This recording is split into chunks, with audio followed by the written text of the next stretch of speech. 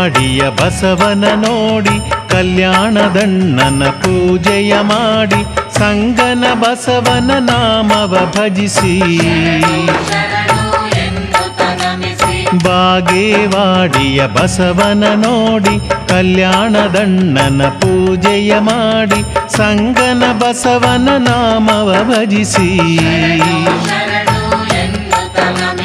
ಭುವಿಯಲ್ಲಿ ಧರ್ಮವ ಬೆಳಗಲು ಎಂದು ಅಧರ್ಮ ಕತ್ತಲೆ ಅಳಿಸಲು ಎಂದು ಕೈಲಾಸ ತೊರೆದು ಬಂದನು ಬಸವ